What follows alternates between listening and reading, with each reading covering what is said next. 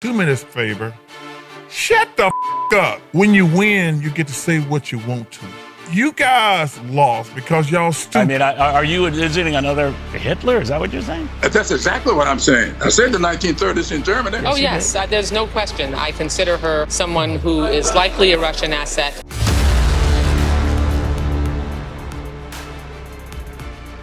Charles Barkley, I'm sure you know who that is. He was just on this podcast called The Steam Room, and he goes off on Democrats because of how much they've been panicking about the election loss and also what Trump is doing with his cabinet picks. So this is a video that's just pure meltdown after meltdown. Let's start here. And I just want to say this to the Democrats, which I'm an independent who voted Democratic. Do me this favor. Shut the up. When you win, you get to say what you want to. When you lose, you need to shut the hell up. Oh, President Biden they didn't get him out the race soon enough. Kamala didn't do this. We lost because we had no game plan. We still haven't solved the immigration problem, have no viable answers, never addressed inflation, bringing all these stupid stars out to rally the vote. What was that? Hey, I love Beyonce. What bringing her out? That ain't gonna make me vote a certain way. Cardi B, I like Cardi B. That ain't gonna make me vote a certain type of way. You guys lost because y'all stupid. Okay, so clearly Charles Barkley has a point. I think that Democrats should be focusing on themselves above anything else. But you still have Democrats in the media right now so obsessed with Trump, they just can't let it go. That's number one. Number two, that every little pick that Trump is making for his cabinet, I mean, they're just melting down. And why not just spend that same amount of energy on fixing your party instead of trying to fight existing reality, which is Trump is now president-elect. The American people have spoken. You need to sit down and just shut up. All right, so Congressman Clyburn is an example of what I was just saying. One, he's not going to accept any responsibility on why the Democratic Party lost. Two, he's doubling down, if not tripling down, on the message that Trump is Hitler. Check this out. Does the party have to do a reassessment? The reason why I asked, and you're a great student of political history yourself, Congressman, after Michael Dukakis lost in 1988, that was the third big presidential election Democrats had lost by a landslide. And I can remember publications talking about the long winter to come for Democrats.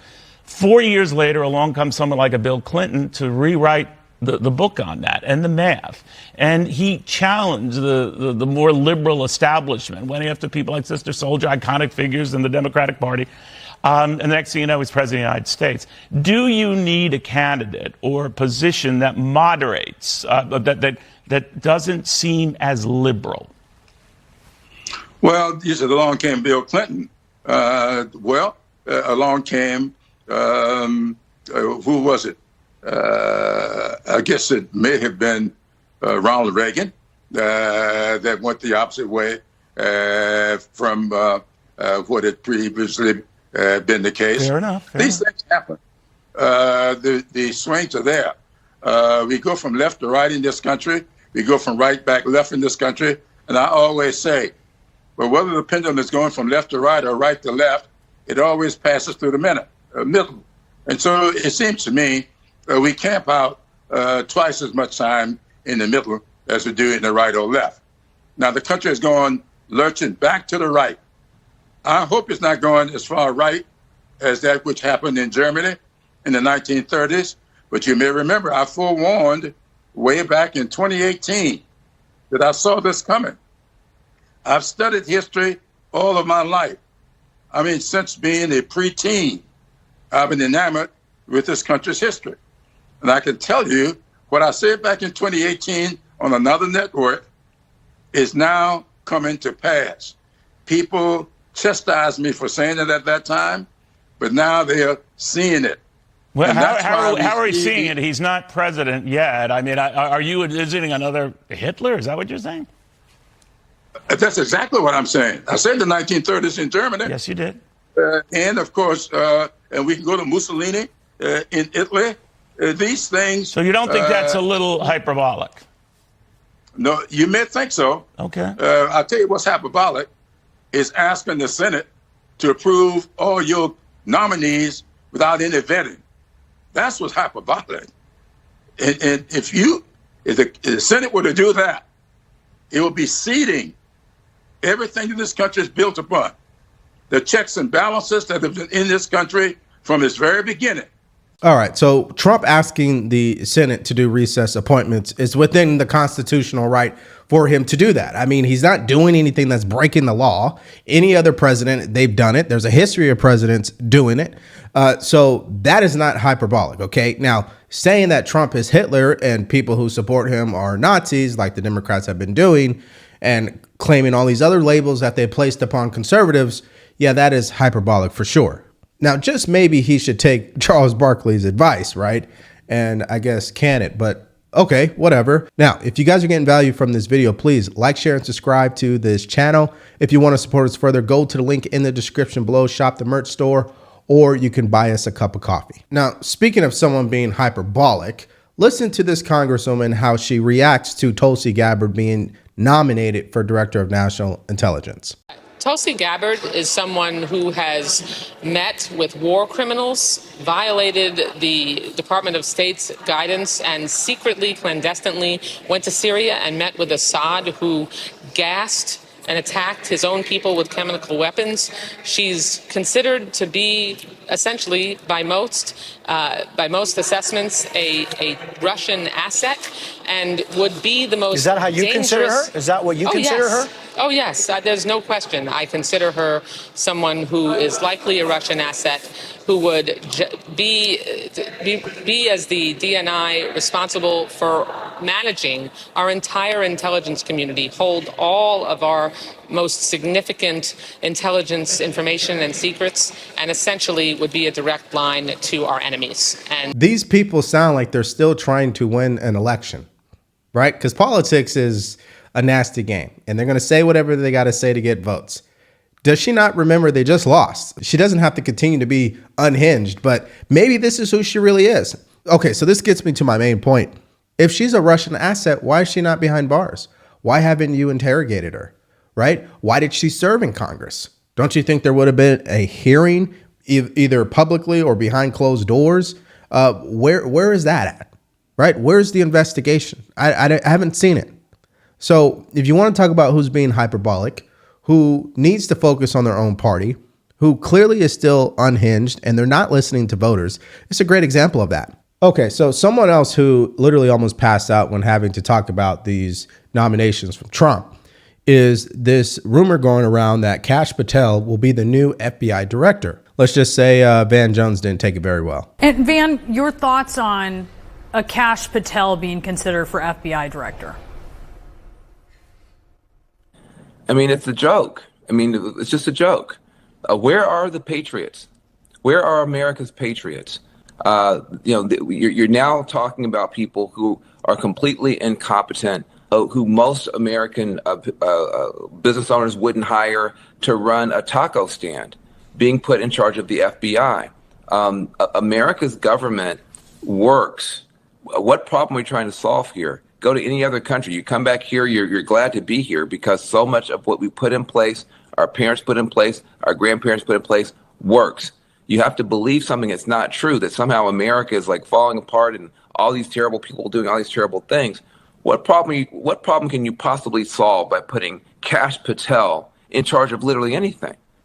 This is a joke. This is an insult. And I think even Republican voters should be insulted and just say, America's government should be respected. It should be populated by people who respect America's government and who are basically competent. And Kash Patel fails that test and would fail that test for almost any job in America. So Van Jones is continuing to have a tough time, right? I've been noticing with every single clip I have to respond to when it comes to him, he keeps saying the same thing. People keep believing that there's something wrong with our country. Yes, Van Jones, there is something wrong with our country. People are trying to believe that there's something wrong with the military. Yes, there is something wrong with the military. Oh, people are trying to believe there's something wrong with the FBI. There is something wrong with the FBI because if there isn't, Trump would not be the president. That's the bottom line. The results tell the story that the American people believe that there is something wrong with the government, our agencies, our education system, our healthcare system. I mean, I don't care what you say. Everything is not going in the direction that the American people want. And when I say American people, I'm not talking about the ultra wealthy. I'm talking about working class, 9-to-5ers, people barely making it by. And this is what's going to continue to make Democrats lose elections when they still won't acknowledge that. So instead of focusing on their own party, instead of focusing on the voters, instead of focusing on what really needs to change, they are continuing to be divisive and refusing to unify this country. A great example of that is deranged Reed. It is a common feature of authoritarianism and fascism that the nation is called to come together under the autocrat and accept that his incompetent lackeys are our betters. The idea that any random white guy or right-thinking woman with zero background is inherently superior to any black person or woman, no matter how many degrees or qualifications they have, is a conceit of fascism and ethno-nationalism that, no, we cannot come together around. We cannot come together around mass deporting millions of immigrants and potentially separating families or throwing them into internment camps. We can't come together around kicking women or gay, bi, or trans people out of the military just because Macho Man weekend TV guys said so. We cannot come together around Elon Musk, who runs an app infused with racism and misogyny, and who gamed that app to sway an election and now essentially co-owns a president alongside Vladimir Putin. Joe Biden is perfectly free to come together with Trump and the people who literally 3 days ago were calling him every name in the book, because he's the president and therefore immune from prosecution by our soon-to-be autocrat under John Roberts' rules for American kings. So he has the privilege of coming together with the guy who quoted Hitler on his way back to the White House. Some of us do not have the privilege to come together around that. Okay, so let me get this straight. You are melting down, deranged Reed, because the president of the United States is doing the very thing that you guys hate Trump for not doing, which was peaceful transfer of power, actually sitting down with the next president. And so you're losing it over that. Okay, I don't see how that makes sense, but whatever. Secondly, okay, so the privilege to come together, you're stating that we don't have that privilege. It's a choice. It's a decision to do so. If they keep going down this road, we could see the Republican Party maintaining control over the next 12 years. It's happened before. It can happen again. Now, to bring this point home, here is Mark Simone. He's on Fox Business Network this morning, and he describes exactly what the Democratic Party is going through. Liberals do not know what hit them. What hit them? What hit them? They're in denial. Instead of blaming themselves, looking at what went wrong, they're blaming America. We're racist, we're misogynists, they're just blaming the country. They went through this in '88 after Dukakis's bad loss, and half the party said, well, we didn't go far enough to the left.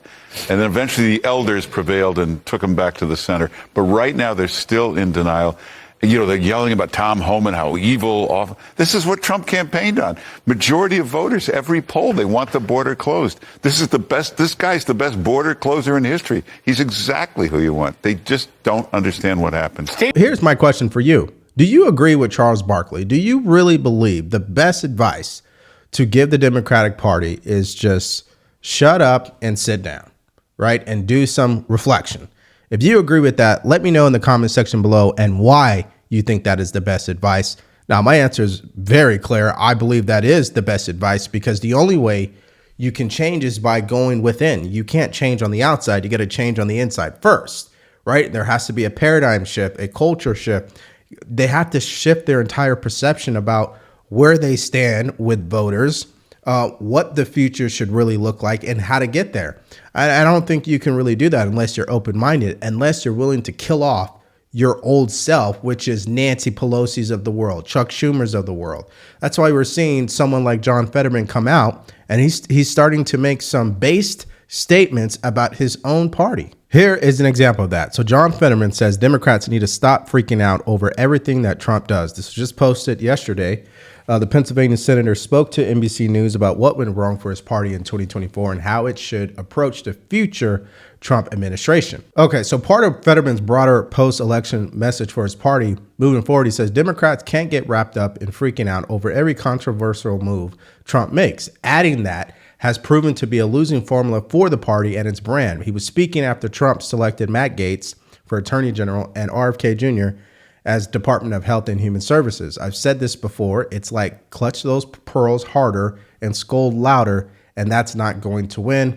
And that has been demonstrated in this cycle. So yeah, he's just confirming what we've been saying throughout this video, and really that the Democrats need to take Charles Barkley's advice. Now, another person who needs advice right now is Whoopi Goldberg, who is one of the co-hosts on The View. She's been caught lying about a local bakery, claiming that they didn't make her cupcakes due to her politics. Well, that same local bakery came out and exposed her by holding a live press conference. If you guys want to check out that story and see me react to it, all you have to do is click on that video because it's coming up right now.